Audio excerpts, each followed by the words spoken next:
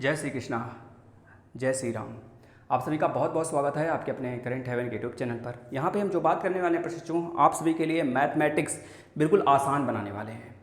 और यह मैथमेटिक्स आपको बिल्कुल फ्री ऑफ कास्ट दिया जाएगा और जल्द ही आपके सामने सामाजिक अध्ययन की भी क्लास चलाई जाएगी। बहुत ही आसान भाषा में हर एक चीज़, ज्योग्राफी, पॉलिटी, हिस्ट्री, सब कुछ पढ़ाया जाएगा।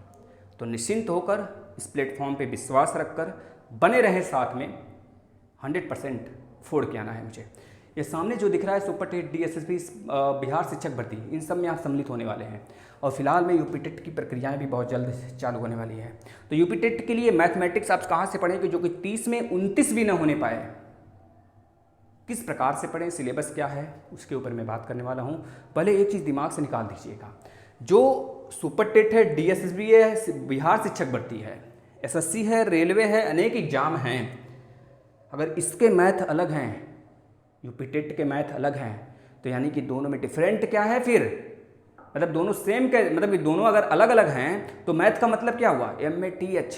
यही मैथ हमारा सेम SSC, रेलवे, DSSB, मतलब हर जगह है। जो बेसिक कॉन्सेप्ट है मैथ में ना, वही यूपी टेट में पूछा जाता है। और यही बेसिक कॉन्सेप्ट वाले मैथ पेपर फर्स्ट हर एक एग्जाम का होता है। जो चाहे वह जिस भी एग्जाम की बात कर लें आप, चाहे DSSB की बात कर लें, चाहे सुपर टेट की बात कर लें, चाहे आप जिस भी कैटेगरी की एग्जाम की बात कर लें, सबका पेपर फर्स्ट अगर सेकंड होता है तो जो सबसे पहला वाला पेपर होता है उसमें सब में पूछा जाता है यही। तो आप बिल्कुल भी कॉन्फिडेंस के साथ रहिए कि मैथ अगर कहीं से भी आप पढ़ रहे हैं, जरूरी नहीं कि हमारे यहाँ से ही आप पढ़ें, आप है ना, जहाँ से भी आपको अच्छा लग रहा है उसका पकड़ लें और शुरू से लेकर अंत तक फॉलो करें उसको। उसके सारे प्रैक्टिस, सारे टॉपिक्स जो मैं अभी लिखूंगा उसको पढ़ डालिए। चलिए मैं स्टार्ट कर लेता हूं। पहले आपकी यूपी टेट का प्रथम प्रश्न पत्र जो है उसके बारे में बात करते हैं। एक चीज़ और याद रखना, जियोमेट्री और ट्रिग्नोमेट्री में बच्चे कंफ्यूज होते हैं। जियोमेट्री, जो जियोमेट्री है ना, जियोमेट्री वह पेपर फर्स्ट में है, वह पेपर फर्स्ट में है। और जो ट्रिग्नोमेट्री है ना, ट्रिग्नोमेट्री, यह पेपर सेकंड में है। यानी कि अगर मैं बात करूं, उन सब की भी बात करता हूं। जो जियोमेट्री है ना, वो तो पेपर फर्स्ट में है ही। जो पेपर फर्स्ट में मैथमेटिक्स है वह पेपर सेकंड में निश्चित है। और कुछ चीज़ें पेपर सेकंड में एक्स्ट्रा हैं, जो पेपर सेकंड में एक्स्ट्रा हैं वह इन सब में भी हैं। तो यानी कि अगर आप चाहते हैं कि केवल यूपी टेट का प्रथम प्रश्न पत्र निकाल कर मैं एक तरह से धुरंधर बन जाऊंगा, तो आप केवल प्रथम प्रश्न पत्र की तैयारी कर लीजिए। इसकी तैयारी करेंगे जब ना, तो इसको देना पड़ेगा। तो यानी कि हमें यूपी टेट का प्रथम और सेकंड दोनों प्रश्न पत्र की अगर हमारी तैयारी मजबूत होती है, तो दुनिया का, मतलब कि भारत का कोई भी शिक्षा जगत की एग्जाम हो, शिक्षक भर्ती, कोई भी शिक्षक भर्ती हो, आप फोड़ के आने वाले हैं। तो चलिए हम एक एक चीज़ पे बात करते हैं गहनता से। आपको पता है ज्योमेट्री इसमें आने वाला है प्रथम प्रश्न पत्र में, और ज्योमेट्री काफ़ी अच्छे लेवल की आती है। इसमें 3 प्रश्न पूछे जाते हैं प्रथम प्रश्न पत्र में। यानी कि कितने प्रश्न पूछे जाते हैं, 3 प्रश्न पत्र पूछे जाते हैं। आप अंत तक बने रहिएगा, हम आपको कुछ और क्लू भी देने वाले हैं जो बुक आप पढ़कर शायद बेहतरीन कर सकते हैं। और ठीक है, तो इतना दिमाग में रखिएगा, इससे 3 नंबर पूछे जाते हैं। अगर बात कर लें बेटा रीजनिंग, रीजनिंग के कुछ ऐसे पहलू होते हैं जो आपको मैथ की तरह होते हैं, जैसे कि RESONING, रीजनिंग। इससे 2 प्रश्न आपको देखने को मिल सकते हैं। एक सीरीज वाले जो क्वेश्चन होते हैं, जो होता तो है रीजनिंग, लेकिन वो मैथमेटिक्स में काउंट होता है, यूपी टेट उसे मैथ में काउंट करती है। और एक आपका घड़ी और एक डेट, ये दोनों को जो यूपी टेट है मैथ में काउंट करता है, लेकिन हम रीजनिंग बोलते हैं उसको। तो रीजनिंग। और रहेगी बात नंबर सिस्टम, नंबर सिस्टम से काफ़ी ज़्यादा प्रश्न आते हैं बच्चों, बस घुमा फिरा के पूछा जाता है। इसी से रिलेटेड आपको LCM SCF भी बना जाता है, बना कर दे देता है। तो नंबर सिस्टम 8 क्वेश्चन बच्चों याद रख लेना, 8 क्वेश्चन आते हैं नंबर सिस्टम के। सोच लीजिए 8 क्वेश्चन आते हैं। सिंप्लीफिकेशन के 2 क्वेश्चन होते हैं। सिंप्लीफिकेशन के 2 क्वेश्चन होते हैं। सिंप्लीफिकेशन के 2 क्वेश्चन होते हैं। अगर ऐसे काउंट कर लें 30 से ऊपर भी जाएगा तो ये मत करिएगा सर 30 से ऊपर चला गया, भाई क्वेश्चन है, वेरी हो सकता है एक तो, ठीक है ना। HCF LCM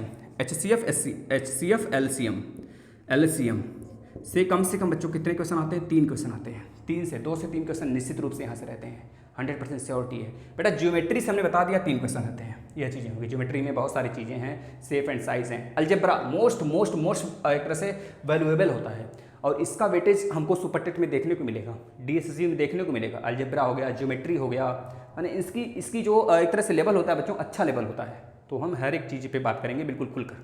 अलजेब्रा की बात करें तो अलजेब्रा से भी 1 क्वेश्चन यहाँ से देखने को मिल जाएगा हमको। अलजेब्रा एक क्वेश्चन देखने को मिलेगा, निश्चित रूप से देखने को मिलेगा।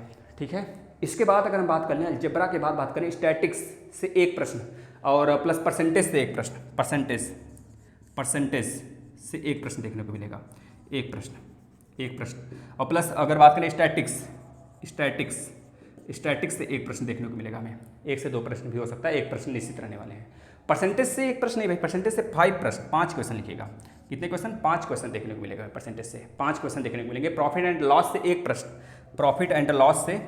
प्रश्न देखने को मिलेगा। एक क्वेश्चन निश्चित रूप से रहने वाला है, इसका वेस्टेज 100% रहने वाला है। ठीक है ना।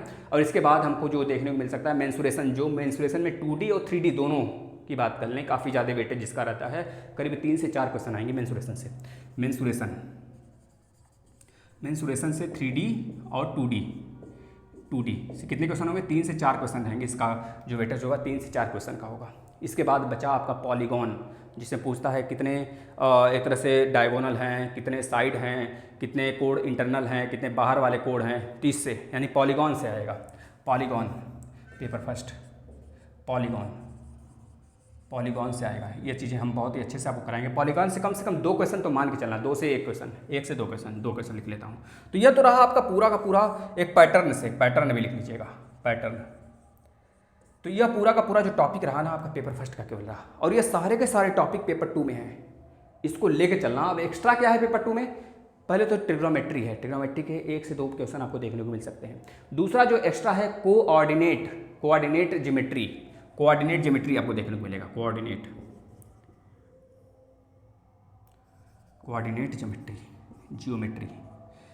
ज्योमेट्री जो इसमें XY डायरेक्शन वाला रहता है ना, वो चीज़ें हमको देखने को मिलेगा। इसके बाद आपको रेशियो प्रोपोर्शनल इसमें भी है, इसमें भी रहेगा वैसे रेशियो प्रपोर्शन, और इसमें डिस्टेंस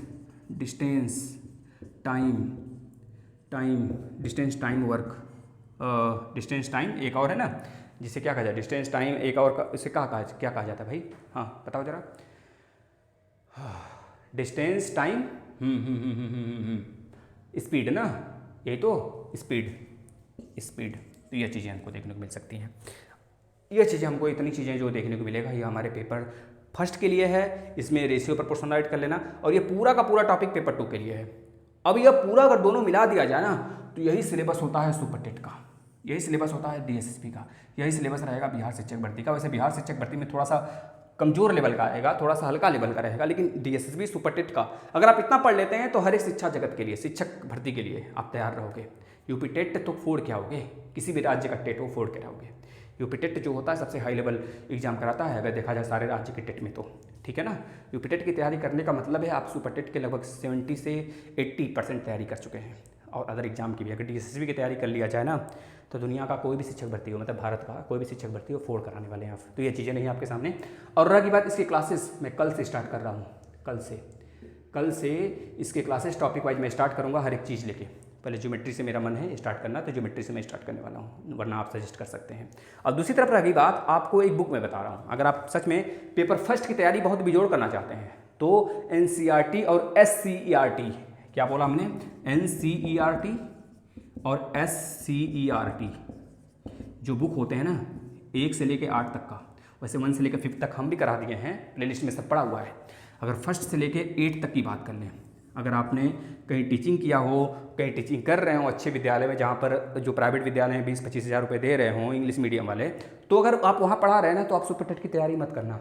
बस जब आएगी वैकेंसी उस पर फोकस कर लेना, उस समय टेस्ट सीरीज वगैरह लगाना शुरू कर देना भाई। बस ये चीज़ें रही। 1 से 8 तक अगर आप पढ़ लेते हैं तो यूपी टेट का फर्स्ट पेपर आपका तैयार, और maximum clauses super TET, DSSP, Bihar शिक्षक भर्ती के तैयार हो जाएंगे। और कई सारे एग्जाम्स, रेलवे, SSC के लिए भी आप प्रिपरेशन बहुत ही सुदृढ़ कर पाओगे अपना। अब रही बात इसके लिए क्या करें, तो 10 तक, 10 से नीचे तो नहीं, बिल्कुल भी नहीं। 10th तक के NCERT और SCERT आपको सॉल्व करने ही करने हैं। अगर 10th तक के SCERT NCERT सॉल्व कर लेते हो, तो भारत का कोई सा भी एग्जाम हो, प्री से लेकर मेंस तक फोड़ के आओगे। बस थोड़े से उसमें डीप नॉलेज होते हैं, और आपको थोड़े से शॉर्ट वे में लगाना होता है, तो कोई चीज़ नहीं, आप हमको फॉलो कर सकते हैं। ठीक है, इन सब चीज़ों के लिए बस यही चीज़ें रहा।